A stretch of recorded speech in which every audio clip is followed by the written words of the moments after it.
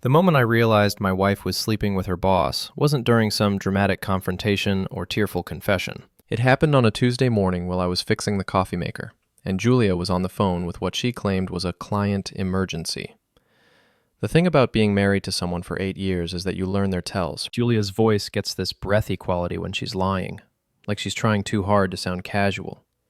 "Oh, Derek, you're so right about the presentation layout," she cooed into her phone, twirling her hair around her finger. "Maybe we should go over it again tonight, just the two of us." I'm Nathan Grant, 42 years old, senior IT project manager at a mid-sized tech company in Columbus, Ohio. I fix things for a living. Servers, networks, the occasional printer that someone kicked because it wouldn't cooperate. What I couldn't fix was my marriage, though I didn't know it was broken yet. Not officially. Julia worked at Pinnacle Creative, one of those sleek advertising agencies where everyone wears expensive suits and talks about synergy without irony. She was an account executive, ambitious as a politician and twice as ruthless. Her boss, Derek Monroe, was the kind of guy who drove a vintage Mustang convertible and wore cologne that probably cost more than my monthly car payment. "Nathan, did you hear me?" Julia's voice cut through my thoughts. She'd hung up and was staring at me with those ice blue eyes that had once made me forget my own name. "Sorry, what?" "I said I'll be late tonight. Big client meeting." She smoothed down her black pencil skirt and grabbed her designer handbag. "Don't wait up." "Right. Client meeting." I took a sip of coffee and watched her reflection in the kitchen window as she checked her lipstick one more time. "With Derek?" Something flickered across her face, but she recovered quickly. "Among others. It's a team effort, you know." After she left, I stood in our pristine kitchen with its granite countertops and stainless steel appliances, listening to the silence. Everything in our house was perfect, the kind of perfect you see in magazines. Julia had insisted on hiring an interior designer, someone who specialized in modern elegance. The place looked like a showroom, all clean lines and neutral colors. It was beautiful and completely soulless, just like our marriage had become. My phone buzzed with a text from my coworker Yusuf. "Coffee? I've got gossip that'll make your day." 20 minutes later, I was sitting across from Yusuf Patel at our usual spot, a little cafe called Grind Time that served coffee strong enough to bring anyone back to life. Yusuf was one of those guys who knew everything about everyone. Not because he was nosy, but because people just naturally confided in him. "So," he said, stirring sugar into his espresso, "remember that advertising agency your wife works for?" Pinnacle Creative. Hard to forget with all the fancy parties they throw. "Well, word around town is that the boss man, Derek Monroe, is quite the ladies' man. Apparently, he's got a thing for married women. Makes him feel more powerful or something." I felt something cold settle in my stomach. "That's quite the accusation." "Not an accusation when it's true." "My girlfriend Miranda works in HR at a company that shares office space with Pinnacle. She sees everything." Yusuf leaned forward, lowering his voice. "Derek's car has been in the parking garage overnight at least 3 times this month. Security cameras don't lie." "Maybe he's dedicated to his work." "Yeah, dedicated to working on someone's wife." I wanted to laugh it off, to make some joke about office gossip and small-town rumors, but I couldn't shake the image of Julia twirling her hair while talking to Derek, or the way she'd been staying late more and more often. That evening, I decided to surprise Julia at her office. I picked up Chinese takeout from her favorite place and drove to the Pinnacle Creative building, a gleaming tower of glass and steel downtown. The parking garage was mostly empty at 8:30 p.m., but I spotted Derek's red Mustang immediately. The elevator ride to the 15th floor felt like it took forever. The Pinnacle offices were all glass walls and modern furniture, the kind of place where creativity was supposed to flourish. Most of the lights were off, but I could see a warm glow coming from the corner office, Derek's office. I walked quietly down the hallway, my footsteps muffled by the thick carpeting. As I got closer, I could hear voices. Julia's laugh, bright and musical, the way she used to laugh with me. And Derek's voice, low and intimate. "You're incredible. You know that?" Derek was saying. "The way you handled the Morrison account today, it was like watching an artist at work." "Flattery will get you everywhere," Julia replied, and I could hear the smile in her voice. I pressed myself against the wall next to Derek's office and peered around the corner. They were sitting on the leather couch in his office, Julia's legs curled up underneath her, Derek's arms stretched along the back of the sofa. They weren't touching, but the intimacy between them was obvious. I should probably head home, Julia said, but she made no move to get up. Nathan won't mind if you're a little later, will he? You said yourself he's always buried in his computer anyway. He's a good man, Julia said quietly. He deserves better than this. Then why don't you leave him? The question hung in the air like smoke. I held my breath, waiting for her answer. It's complicated, Derek. You know that. There's the house, the finances, our families. Everyone expects us to be the perfect couple. Screw everyone else. What do you want, Julia? She was quiet for a long moment. Then, I want to feel alive again. I want to feel like I matter. Like I'm more than just someone's wife who keeps the house clean and shows up to company parties with a smile. You matter to me. And then Derek was leaning toward her, and she was meeting him halfway. And I was, watching my wife kiss another man like her life depended on it. I backed away from the office, my heart hammering against my ribs. The Chinese food containers felt heavy in my hands, suddenly ridiculous. I made it to the elevator and down to the parking garage before the full weight of what I'd seen hit me. 8 years of marriage. 8 years of believing we were building something together, that we were a team. All of it was a lie. I sat in my car for a long time, staring at Derek's Mustang. Part of me wanted to key it, or slash his tires, or do something equally stupid and satisfying. But I'm not that kind of guy. I'm the kind of guy who thinks things through, who plans and analyzes and looks for the most efficient solution. By the time I got home, I'd made my decision. If Julia wanted to play games, I'd play along. But I'd be playing to win. Julia came home at 11:30. Her lipstick freshly applied and her hair perfectly styled. She found me in the living room, reading a book and pretending everything was normal. How was your client meeting? I asked without looking up. Productive. We made some real progress on the campaign. She kicked off her heels and rubbed her feet. I'm exhausted. I think I'll take a bath and go to bed. Sounds good. I'll be up in a bit. She paused at the bottom of the stairs. Nathan? Is everything okay? You seem distant lately. I looked at her then. Really looked at her. She was beautiful. I'd never denied that. Blonde hair that always fell perfectly. Blue eyes that could freeze or melt depending on her mood. A figure that turned heads wherever we went. But standing there in our living room, she looked like a stranger. Just tired, I said. Work's been crazy. She nodded and headed upstairs. 20 minutes later, I could hear water running in the master bathroom. I waited until I heard her get into the tub, then quietly made my way to her purse. I'm not proud of what I did next, but desperate times and all that. Julia's phone was password protected, but I'd watched her enter the code enough times to memorize it. Our wedding anniversary, because she was sentimental like that. Or maybe just predictable. Her text messages told the whole story. Weeks of flirtation with Derek, escalating from professional to personal to downright explicit.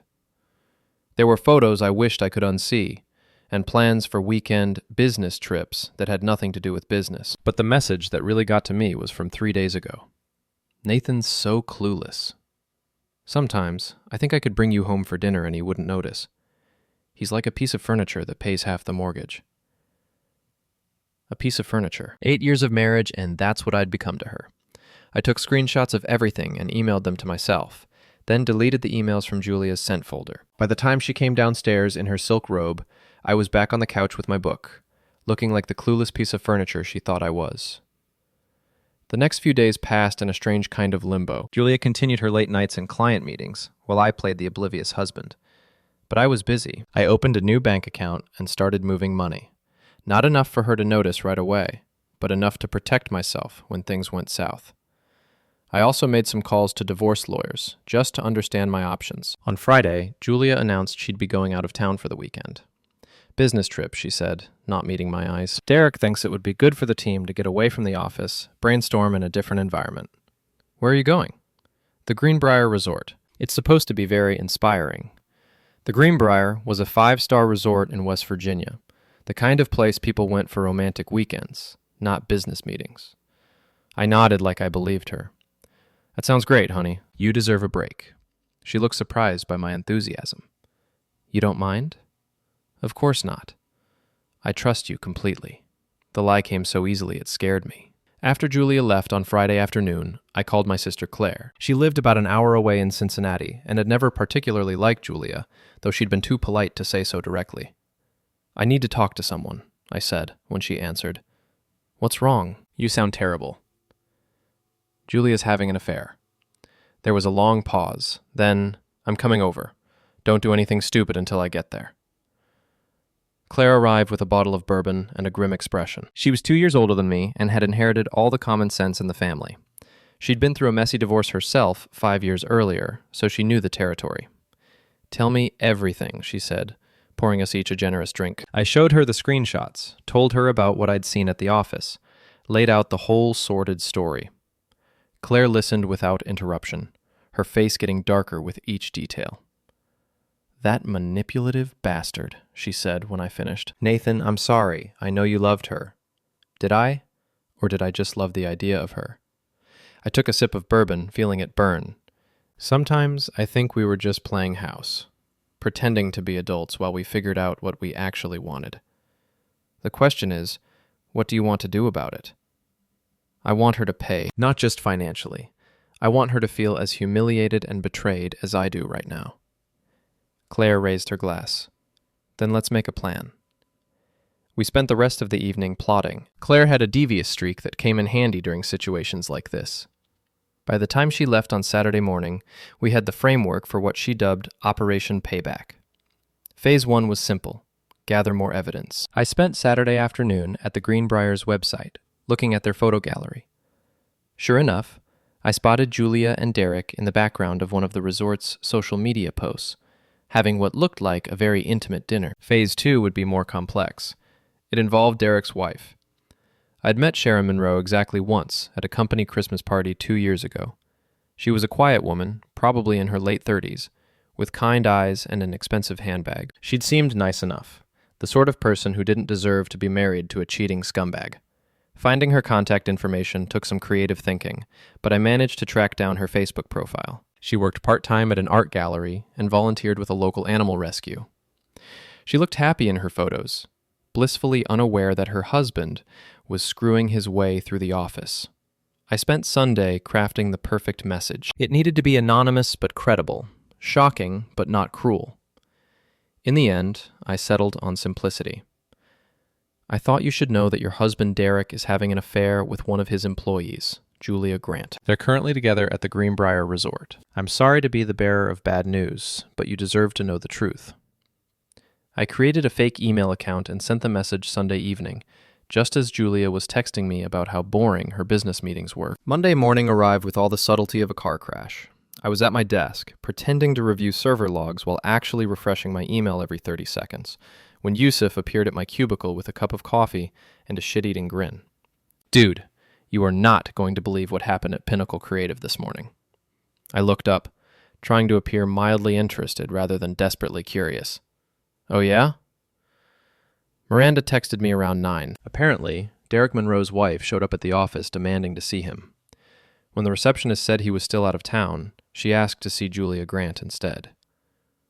My heart started beating faster. And, well, Julia wasn't back from her business trip yet either, which Sharon Monroe found very interesting, especially when she started asking around and discovered that none of the other employees knew anything about any weekend business trip. Shit. It gets better. Sharon apparently had some very choice words for the office manager about her husband's business practices and stormed out, but not before announcing to the entire office that Derek and Julia were shacked up at some resort together. I tried to look appropriately shocked. Wow. Poor Julia. Even if it's not true, that kind of gossip can ruin someone's reputation. Yeah, well, Miranda says Julia better update her resume because the senior partners are not happy. Pinnacle Creative has a strict policy about relationships between supervisors and employees, something about liability and harassment claims. Julia came home that afternoon looking like she'd been hit by a truck. Her usually perfect hair was disheveled, her makeup was smeared, and her hands were shaking as she poured herself a large glass of wine. Rough day? I asked, looking up from my laptop. The worst. She drained half the glass in one gulp. Nathan, I need to tell you something, and I need you to not freak out. Okay. I closed the laptop and gave her my full attention. What's going on? There are some rumors going around the office. Malicious gossip from someone who obviously has it out for me. People are saying that Derek and I, that we're having some kind of inappropriate relationship. Are you? The The question hung between us like a loaded gun. Julia's eyes widened, and for a moment I thought she might actually tell me the truth. Of course not. Nathan, how can you even ask me that? Derek is my boss, nothing more. Yes, we work closely together, and yes, we've had to travel for business, but that's it. I would never cheat on you. She was good. I had to give her that. The indignation in her voice was perfect, the hurt in her eyes completely convincing. If I hadn't seen the text messages and witnessed that kiss with my own eyes, I might have believed her. I believe you, I lied. But what does this mean for your job? I don't know. The partners want to meet with me tomorrow morning. Derek's flying back early to deal with the situation. His wife is apparently threatening to divorce him over this nonsense. His wife knows about the rumors? Someone sent her an anonymous email. Can you believe that? What kind of sick person gets their kicks from destroying people's marriages? I made what I hoped were appropriately sympathetic noises while internally celebrating. Phase 2 was proceeding exactly as planned. The next morning, Julia left for work looking like she was heading to her own execution. I waited an hour, then called in sick and drove to a coffee shop across the street from the Pinnacle Creative building. I had a perfect view of the parking garage entrance from my window seat. Derek's red Mustang pulled in around 10:30, followed 20 minutes later by a white BMW that I assumed belonged to his wife. This was better than cable television. My phone buzzed with a text from an unknown number. Is this Julia's husband? This is Sharon Monroe. We need to talk. I stared at the message for a long moment, then typed back, Where? Coffee shop across from Pinnacle. I can see you in the window. I looked around and spotted a woman with dark hair sitting at a corner table, watching me. She raised her hand in a small wave. I grabbed my coffee and walked over. Sharon Monroe looked older than she had in her Facebook photos, with lines around her eyes that spoke of recent sleepless nights. She was still pretty, but there was a hardness to her expression that hadn't been there in her social media pictures. You sent me that email, she said as I sat down. It wasn't the question. Yes. Why? Because you deserve to know. And because I'm tired of being the only one in the dark about my wife's extracurricular activities. Sharon nodded slowly. How long have you known? About a week. You? Since Sunday night when I got your message. But looking back, I should have figured it out months ago. The late nights, the sudden business trips, the way he started dressing better and wearing cologne to work. She laughed bitterly. I actually thought he was having a midlife crisis. Bought him a new watch for his birthday, trying to be supportive. What are you going to do? I've already filed for divorce. My lawyer says I have a strong case, especially with the evidence you provided. Derek's going to lose half of everything, plus alimony. She took a sip of her coffee. What about you? I'm still deciding. Part of me wants to give Julia a chance to come clean, to see if there's anything left worth saving. And the other part? I watched through the window as Derek's BMW peeled out of the parking garage, followed closely by Sharon's white car. The other part wants to watch her world burn. Sharon smiled for the first time since I'd sat down. I like the second part better. We exchanged phone numbers and agreed to keep each other updated on our respective situations. As Sharon left, she paused at my table. For what it's worth, I'm sorry. I know this isn't easy. Same to you. That afternoon, Julia came home looking even worse than the day before. Her eyes were red from crying, and she'd clearly been drinking. I've been suspended, she announced without preamble, pending an investigation into my conduct with Derek. They're treating me like some kind of office slut who seduced her boss for a promotion. I'm sorry, honey. That's awful. Derek tried to defend me, but it just made things worse. His wife is divorcing him and threatening to sue the company for creating a hostile work environment. The partners are furious. She poured herself another glass of wine. 15 years I've worked in advertising. 15 years of building my reputation, and now it's all gone because of some malicious gossip. Maybe it'll blow over. These things usually do. No, Nathan. It won't blow over. Sharon Monroe is making sure of that. She's hired some shark lawyer who's demanding access to company records, email accounts, everything. They're going to find out about Derek and me. And then, she trailed off, realizing what she'd just admitted. I felt a cold satisfaction settle in my chest. Find out what about Derek and you? Julia's face went white. Nothing. I meant they're going to find evidence that supports their narrative, even if it's innocent. Email exchanges that could be taken out of context, business dinners that look suspicious. Right. Innocent business dinners.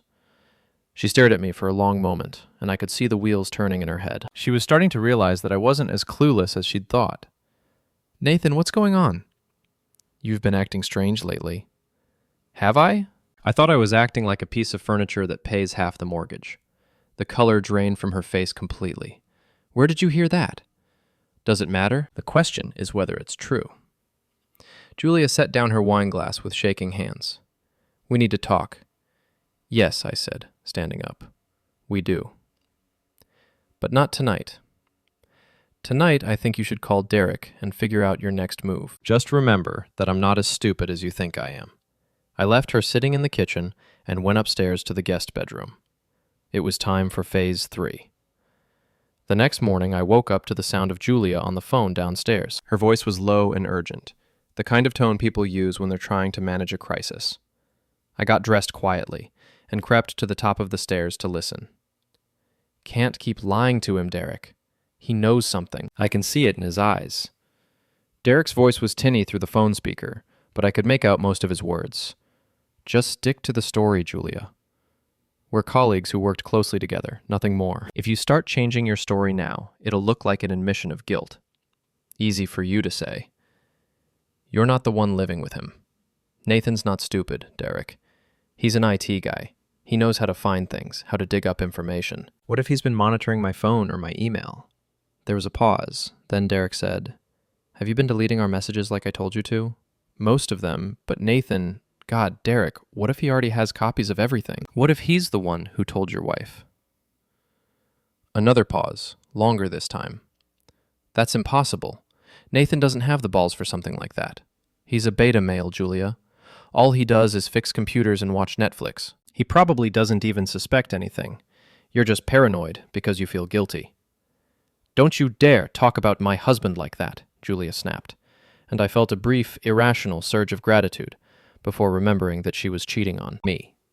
"Nathan is twice the man you are. He's kind and loyal and decent, which is more than I can say for either of us right now. If he's so great, then why are you with me?" The question hit like a slap. I heard Julia suck in a sharp breath. "Because I'm an idiot," she said quietly. "Because I got caught up in the excitement and the attention and forgot what really matters. Because I convinced myself that what Nathan didn't know wouldn't hurt him." Well, now he knows, or at least suspects. So what are you going to do about it? "I'm going to tell him the truth." "Like hell you are. Julia, listen to me. If you confess, it's over for both of us. I'll lose my job, my wife, my house, everything. And for what? So you can ease your guilty conscience?" "Derek, no. You're going to stick to the story. We're colleagues, nothing more. The rumors are malicious gossip from someone who wants to hurt us professionally. You got that?" I heard Julia start to cry. "I can't do this anymore. I can't keep lying to him." "You don't have a choice. Not unless you want to lose everything too." I heard Julia throw her phone across the room, followed by the sound of something breaking. Then, more crying. The kind of deep, wrenching sobs that come from someone who's finally realized how badly they've screwed up. Part of me wanted to go downstairs and comfort her. Despite everything, I still loved Julia. Or at least, I loved the woman I thought she was. But the rational part of my brain, the part that had been planning and scheming for the past week, knew that this was exactly where I wanted her. Desperate, scared, and backed into a corner. I got dressed and went downstairs. Julia was sitting at the kitchen table, her phone in pieces on the floor beside her. Her eyes were swollen from crying, and she looked like she hadn't slept in days. "Rough call?" I asked, pouring myself a cup of coffee. She looked up at me with something that might have been hope. "Nathan, we need to talk. Really talk." "Okay, I'm listening. She stopped, took a deep breath, and started again. "I've made some terrible mistakes. I've done things that I'm not proud of, things that have hurt you and our marriage." "What kind of things?" "I've been having an affair with Derek." The words hung in the air between us. I felt a strange sense of relief. Finally, the truth. But I also felt a deep, burning anger that she'd made me drag it out of her instead of coming clean on her own. "How long?" I asked. 3 months, maybe 4. It started out innocent, working late, grabbing drinks after big presentations, but then it became something else. Something I couldn't control. Couldn't control or didn't want to? She flinched. Both, I guess. Nathan, I know how this sounds, but I never meant for it to happen. Derek made me feel important, desired, like I was more than just someone's wife. You are more than someone's wife. You're also someone's wife. I know. God, I know how hypocritical that sounds. But our marriage, we've been like roommates for the past 2 years. We barely talk, we never touch, we're just going through the motions. So instead of talking to me about it, you chose to sleep with your boss. Julia winced at my language. I never swore at her, never raised my voice. The fact that I was doing both now seemed to scare her more than anything else I could have said. I'm sorry. I'm so sorry, Nathan. I know I don't deserve your forgiveness, but I'm asking for it anyway. I'll quit my job. I'll cut off all contact with Derek. I'll do whatever it takes to fix this. You can't quit your job. You've been suspended, remember? She looked confused. What do you mean? I mean, I know about the suspension. I know about the investigation. I know that Derek's wife is divorcing him and that the partners at Pinnacle are furious. I know all of it, Julia. How? I pulled out my phone and showed her the screenshots I'd taken of her text messages. Her face went white as she scrolled through them. You've been monitoring my phone. I've been trying to figure out why my wife was lying to me. Turns out, I didn't have to dig very deep. Julia set the phone down carefully, like it was made of glass. How long have you known? About a week. I saw you and Derek together at your office last Tuesday night. I was bringing you Chinese food. Thought I'd surprise you. Turns out I was the one who got surprised. Nathan. I also sent the anonymous email to Sharon Monroe. Thought you should know that. Julia's mouth fell open. You... What? I told Derek's wife about the affair. About the weekend trip to the Greenbrier. About all of it. Why would you do that? Because she deserved to know the truth, and because I wanted Derek to suffer the way I was suffering. Julia stared at me like she'd never seen me before. I don't understand. If you've known for a week, why didn't you say anything? Why did you let me keep lying to you? Because I wanted to see how far you'd take it. I wanted to know if there was any part of you that felt guilty enough to tell me the truth on your own. I took a sip of my coffee, surprised by how calm I sounded. Turns out, there wasn't. That's not fair. I was trying to protect you. Bullshit. You were trying to protect yourself. You were trying to have your cake and eat it too, and you would have kept doing it indefinitely if Derek's marriage hadn't imploded. Julia started crying again, but I felt no urge to comfort her. The woman sitting across from me wasn't my wife. She was a stranger who happened to share my last name. What happens now? She asked. Now? Now you get to experience what it feels like when your life falls apart through no fault of your own. Except in your case, it is your fault. I stood up and headed for the door. Where are you going? To work. Some of us still have jobs. As I drove to the office, my phone rang. It was Claire. How's Operation Payback going? She asked. Phase 3 is complete. Julia confessed. How do you feel? I thought about it for a moment. Empty. Angry. Relieved. It's complicated. What's next? Phase 4. The nuclear option. Nathan, are you sure about this? Once you cross that line, there's no going back. I'm sure. Julia made her choice. Now she gets to live with the consequences. Okay, but be careful. Don't do anything that could come back to bite you legally. Don't worry. Everything I'm planning is perfectly legal. Morally questionable, maybe, but legal. After I hung up, I called Sharon Monroe. It's Nathan, I said when she answered. Are you free for lunch? I have a proposition for you. Sharon and I met at a small restaurant downtown, away from both of our usual haunts. She looked better than she had the previous day, more composed, like she'd had time to process everything and make some decisions. You sounded mysterious on the phone, she said, as we settled into a corner booth. I have an idea, something that would ensure both Derek and Julia face real consequences for what they've done. I'm listening. I pulled out a folder I'd prepared that morning. Derek's been embezzling from Pinnacle Creative. Sharon's eyebrows shot up. What? Not much, and not obviously, but I've been doing some digging into the company's financial records. They're surprisingly easy to access if you know what you're looking for. Derek's been padding his expense reports, billing personal meals and entertainment to fake client accounts, even charging the company for his car payments by listing his Mustang as a business vehicle for client meetings.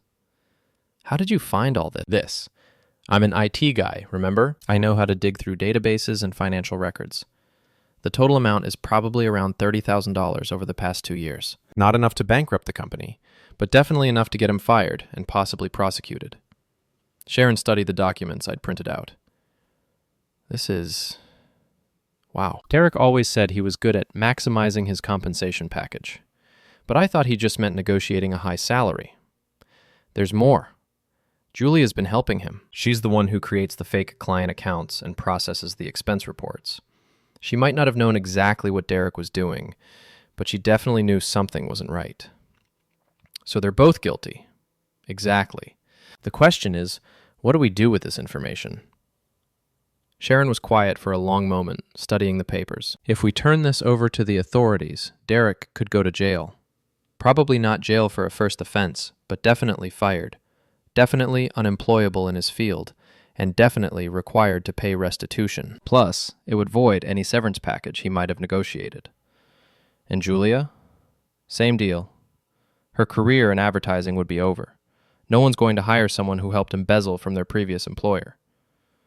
Sharon looked up at me. You've really thought this through, haven't you? I've had a lot of time to think this week. Why are you showing me this instead of just turning it in yourself? Because Derek hurt both of us. I think we should decide together what to do about it. Sharon smiled grimly. You know what? I like the way you think, Nathan. Derek always said you were some kind of pushover. But he was wrong about that, wasn't he? He was wrong about a lot of things. We spent the next hour going through the evidence and planning our next move. Sharon had already retained a divorce lawyer, but she agreed to have him look into the embezzlement as well. If Derek was going to lose half his assets in the divorce anyway, we wanted to make sure there were actually assets to split. There's one more thing, Sharon said, as we prepared to leave. Derek's been bragging to some of his buddies about his hot young mistress who's helping him climb the corporate ladder. He doesn't know I know, but I've heard the stories. Apparently, Julia's not the first employee he's had an affair with. Really? There was a woman named Rebecca who worked at Pinnacle about 3 years ago. She left suddenly, and Derek got a big promotion right around the same time. Then there was another one last year, Jennifer something. She also left the company abruptly. I felt a cold anger settling in my chest. So this is a pattern. Looks like it. Derek uses his position to seduce employees, then discards them when he gets bored, or when things get complicated. Julia's just the latest in a long line. Does Julia know about the others? I doubt it. Derek's not stupid enough to tell his current girlfriend about his previous conquests. As I drove home that afternoon, I realized that Julia wasn't just a cheating wife. She was also a victim of Derek's manipulation. That didn't excuse what she'd done, but it did add another layer of complexity to the situation. I found Julia exactly where I'd left her that morning, sitting at the kitchen table, staring into space. She'd cleaned up the broken phone and made an effort to fix her appearance, but she still looked like hell. We need to finish our conversation, I said, sitting down across from her. I thought we did finish it. You made it pretty clear how you feel about me. How I feel about you is complicated. How I feel about what you did is not. Julia looked up at me with red-rimmed eyes. I know you hate me right now. I don't hate you, Julia. I hate what you've done to our marriage, and I hate that you lied to me for months. But I don't hate you. Then there's still a chance? ? We could try counseling, or... No. The word came out harder than I'd intended. There's no chance. Not because I can't forgive you for the affair, but because I can't forgive you for making me drag the truth out of you. Even this morning, you only confessed because you knew I already had evidence. If I hadn't caught you, you'd still be lying to me. Julia started crying again. I was scared. I didn't know how to tell you. You could have started with, Nathan, I need to tell you something important. It's not that complicated. I know. You're right. I'm sorry. Stop apologizing. It doesn't mean anything anymore. I pulled out my laptop and opened a new document. Here's what's going to happen. I'm filing for divorce. You can contest it if you want, but given the evidence I have of your affair, I don't think that's going to work out well for you. Nathan, please. I'm not finished. You're going to move out of this house by the end of the week. You can stay with Derek or your mother, or get your own place. I don't care, but you're not staying here. This is my home too. My name is on the deed. Your name is also on the mortgage, and the credit cards, and all the other debts we've accumulated together. We'll sort all that out in the divorce, but for now, you need to leave. Julia was sobbing now, the kind of desperate crying that comes from someone who's finally realized they've lost everything. Nathan, I love you. I know I screwed up, but I love you. Doesn't that count for something? If you loved me, you wouldn't have been with Derek Monroe for 3 months. She flinched like I'd hit her. Don't say it like that. Like what? Like the truth? You want me to pretty it up for you? Call it a mistake or an indiscretion? It wasn't a mistake, Julia.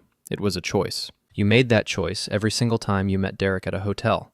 Every time you lied to me about working late. Every time you came home and pretended everything was normal. I know. God, I know.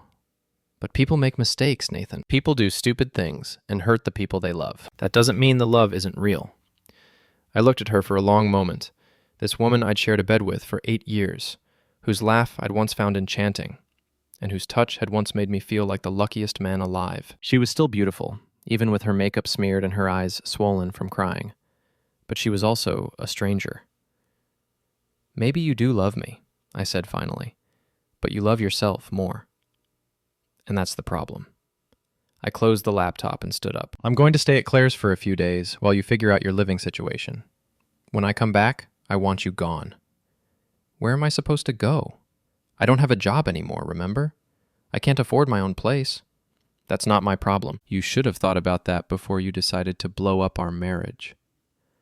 I went upstairs and packed a bag, trying to ignore the sound of Julia crying in the kitchen. As I was about to leave, she appeared in the doorway of our bedroom. Nathan, wait. There's something else you need to know about Derek. I paused with my hand on the doorknob. What? He's been stealing from the company. Expense account fraud, fake client billings, stuff like that. I helped him with some of it. I processed the paperwork without asking too many questions. I turned to look at her. Why are you telling me this? Because you're right. About everything. Derek used me, and I was too stupid and flattered to see it. He's done this before. Had affairs with employees, manipulated them, then discarded them when things got complicated. I'm just the latest victim. You're not a victim, Julia. You're a willing participant who got in over her head. I know, but I thought you should know what kind of man Derek really is, in case you were planning to do anything about it. I studied her face, looking for signs of manipulation or deception, but all I saw was exhaustion and regret. Thank you for telling me, I said finally, but it doesn't change anything between us. I know. I needed you to know that I'm not completely without a conscience. I left her standing in the bedroom and drove to Claire's house. My sister took one look at my face and poured me a double bourbon without saying a word. So, she said after I'd filled her in on the day's events, Julia confessed to the affair and to helping Derek embezzle. That's quite a development. It doesn't make me feel any better. I didn't think it would. Closure is overrated. What you really want is justice. And revenge. That too. Claire raised her glass. So what's the plan? I pulled out my phone and scrolled to Sharon Monroe's number. Phase 4 starts tomorrow. The next morning, I called in sick to work and met Sharon at her lawyer's office. Marcus Webb was exactly what you'd expect from a high-powered divorce attorney. Expensive suit, silver hair, and the kind of smile that said he ate opposing counsel for breakfast. Mrs. Monroe has filled me in on the situation, Webb said, gesturing for us to sit. I have to say, this is one of the more interesting cases I've handled recently. Interesting how? I asked. Well, it's not often that the betrayed spouses team up to take down their cheating partners. Usually, there's too much animosity between the families. We have a common enemy, Sharon said simply. That tends to bring people together. Webb nodded. Indeed. Now, let's talk about the embezzlement evidence you've uncovered. This is quite thorough. Did you compile all of this yourself, Mr. Grant? Most of it. I have access to some of Pinnacle's financial systems through my work, and Julia filled in some of the gaps yesterday. Julia confessed to her involvement? She did. I think she's finally starting to realize what kind of man Derek really is. Webb made some notes on his legal pad. This puts us in a very strong position for Mrs. Monroe's divorce proceedings. If Mr. Monroe has been stealing from his employer, it's likely that his income and assets are inflated beyond what he's legitimately earned. We can argue that Mrs. Monroe shouldn't be penalized for her husband's criminal activity. What about criminal charges? Sharon asked. That's up to the district attorney, but I think there's definitely enough evidence here to warrant an investigation. The question is whether you want to pursue that route. Sharon and I exchanged glances. What are the pros and cons? I asked. Pros. Derek faces real consequences for his actions, possibly including jail time and definitely including restitution to his employer. It also makes your divorce case much stronger, Mrs. Monroe. Cons. It becomes a public matter, with media attention and a lengthy legal process. It could also complicate things if Derek decides to implicate Julia more deeply in the scheme. What do you mean? I asked. Well, right now it looks like Julia was a relatively minor player who processed some paperwork without asking too many questions. But if Derek gets desperate, he might try to shift blame onto her, claim she was the mastermind or a willing co-conspirator. I felt a knot form in my stomach. Despite everything Julia had done, I didn't want to see her go to prison. How likely is that? Sharon asked. Hard to say. Derek doesn't strike me as the type to go down without a fight. He'll probably try to drag everyone else down with him. We spent another hour discussing strategy and options. In the end, we decided to present the evidence to Pinnacle Creative's board of directors first. Let them decide whether to involve law enforcement. It would give the company a chance to handle the matter internally and potentially avoid the media circus that would come with criminal charges. I'll contact Pinnacle's general counsel this afternoon, Webb said. In the meantime, I'd suggest you both avoid any contact with Derek or Julia. Let the lawyers handle everything from here on out. As we left Webb's office, Sharon turned to me. Are you having second thoughts about Julia? Not about the divorce, but I don't want to see her go to prison if it can be avoided. Even after what she did to you? She made some terrible choices, but she's not a criminal mastermind. She's just someone who got manipulated by a sociopath and made increasingly bad decisions to cover it up. Sharon nodded thoughtfully. Derek has that effect on people. He's very good at making you feel special, like you're part of some exclusive club. By the time you realize what's really happening, you're already in too deep to get out easily. Is that what happened to you? In a way. I knew Derek was ambitious and ruthless in business, but I thought that was just professional drive. I didn't realize he applied the same tactics to his personal relationships. We parted ways in the parking lot, agreeing to stay in touch as things developed. I drove back to Claire's house, where I found my sister working in her garden. How did it go? She asked, not looking up from the roses she was pruning. The lawyer thinks we have a strong case. He's going to contact Pinnacle's board this afternoon. And how do you feel about that? I sat down on her porch steps, watching her work. Claire had always found gardening therapeutic, especially during stressful times. After her divorce, she'd completely redesigned her backyard, turning it into something that belonged in a magazine. Conflicted, I admitted. Part of me wants to see Derek burn for what he's done, but part of me is worried about Julia getting caught in the crossfire. Nathan, you can't save Julia from the consequences of her own actions. She's an adult who made adult choices.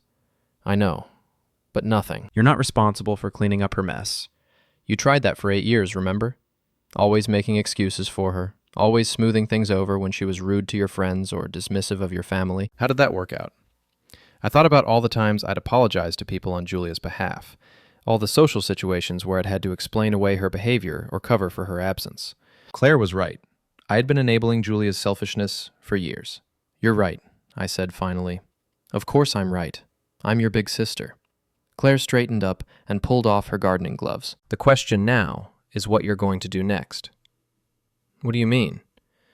I mean after the divorce is final, and Derek and Julia have faced whatever consequences are coming their way. What's your plan for moving forward?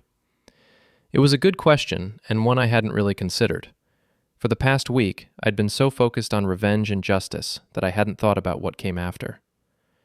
I don't know, I said honestly. I guess I'll figure it out as I go. Well, you can stay here as long as you need to, but eventually, you're going to have to decide what kind of life you want to build for yourself. That afternoon, Marcus Webb called with an update. I spoke with Pinnacle's general counsel, he said.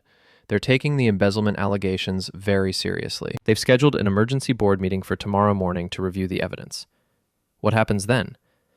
If the board determines that Derek has indeed been stealing from the company, they'll fire him immediately and likely pursue criminal charges. They can't afford to look soft on this kind of thing. It would set a bad precedent for other employees. And Julia? That's less clear. Her involvement appears to be more limited, and she's already been suspended. They might just terminate her employment and leave it at that, especially if she cooperates with their investigation. After I hung up, I realized I should probably warn Julia about what was coming. Despite everything that had happened between us, she deserved a heads up that her professional life was about to implode completely. I drove back to our house. My house, I corrected myself, and found Julia packing boxes in the living room. She looked up when I walked in, her expression wary. "I thought you were staying at Claire's." "I am. I just came to get a few more things." I paused, watching her wrap our wedding photos in newspaper. "And to tell you something." "What?" "The embezzlement evidence you told me about? I've turned it over to a lawyer. Pinnacle's board is meeting tomorrow to review everything." Julia went very still. "What does that mean?" "It means Derek's going to be fired, and probably prosecuted. It also means they're going to want to talk to you about your involvement." "Nathan, I swear to you, I didn't know the full extent of what Derek was doing. I processed some expense reports and created a few client accounts, but I thought it was all legitimate." "I believe you, but you're going to need to get your own lawyer, Julia. Someone who can represent your interests separately from Derek's." She sat down heavily on the couch, still holding a framed photo of our honeymoon. "I can't afford a lawyer." "I don't have a job, remember?" "Call your father. He'll help you." Julia's father was a successful businessman who'd never particularly liked me, mainly because I wasn't ambitious enough for his daughter. But he loved Julia and would do anything to protect her. "He's going to be so disappointed in me," she said quietly. "Probably, but he'll still help you." I went upstairs and gathered the rest of my clothes and personal items. When I came back down, Julia was still sitting on the couch, staring at the photo. "Nathan?" "Yeah?" "I know you hate me right now, but thank you for warning me about tomorrow. You didn't have to do that." "I don't hate you, Julia. I told you that yesterday." "Then what do you feel?" I thought about it for a moment. Sad, disappointed, angry, but not hate.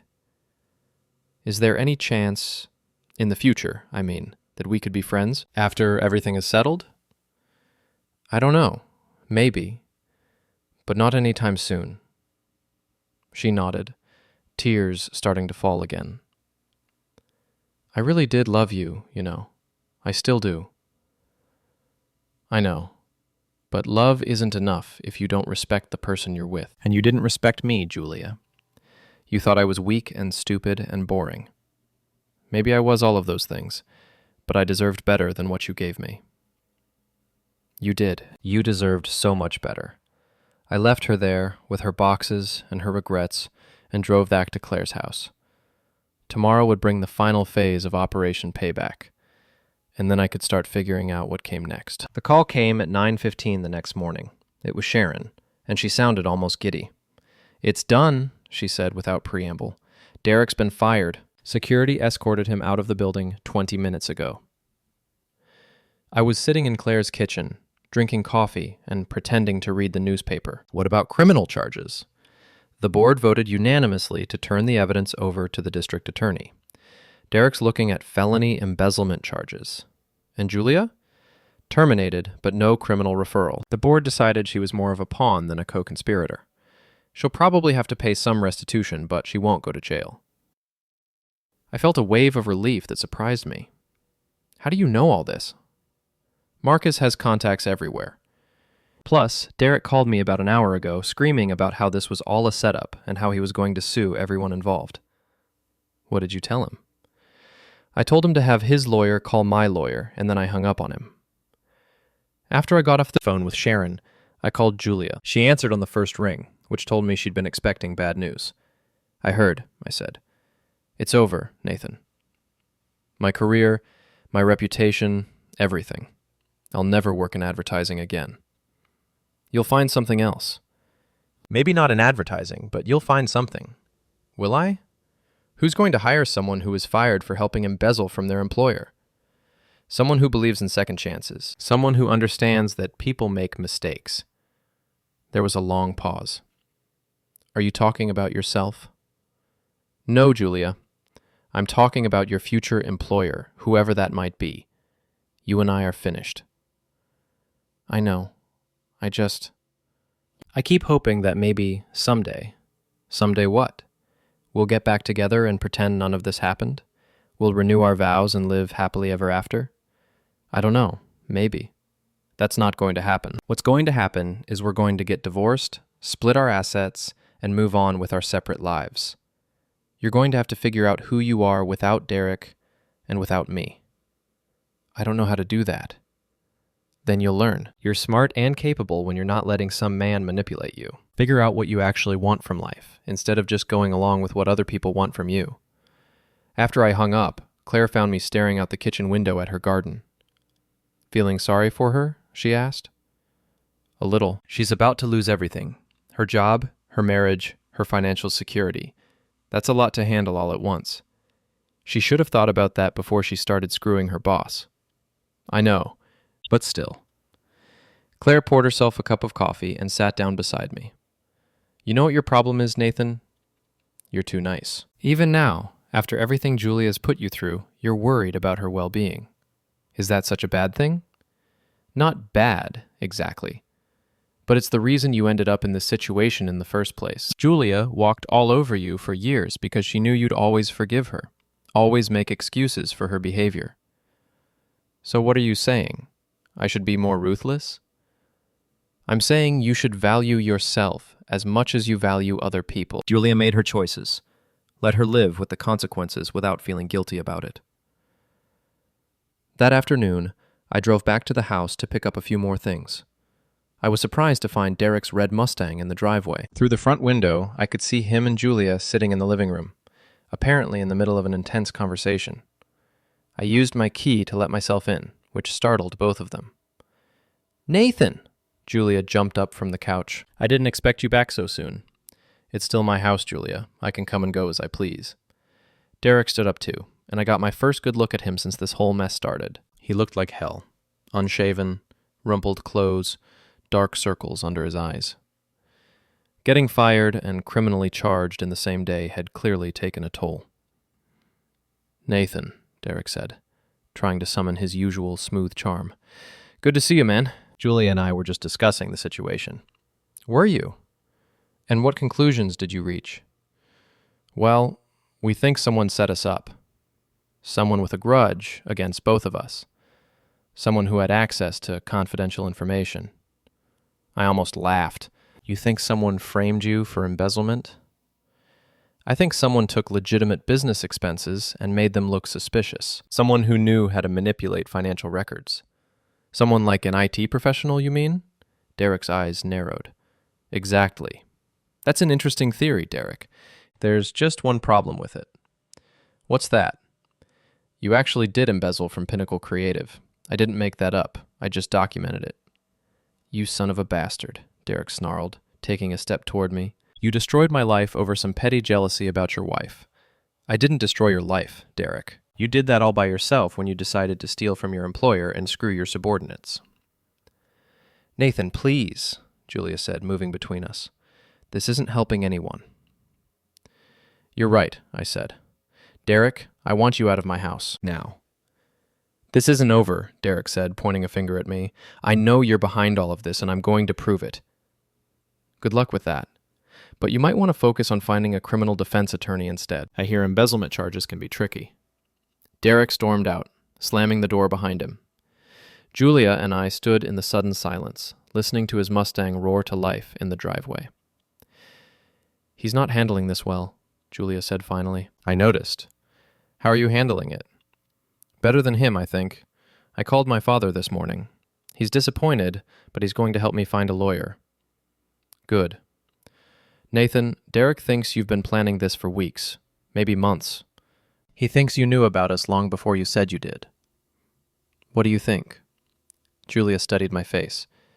I think you're smarter than either of us gave you credit for. I think you figured out what was going on and decided to make us pay for it. And how do you feel about that? Honestly, part of me is impressed. I never thought you had it in you to be so calculating.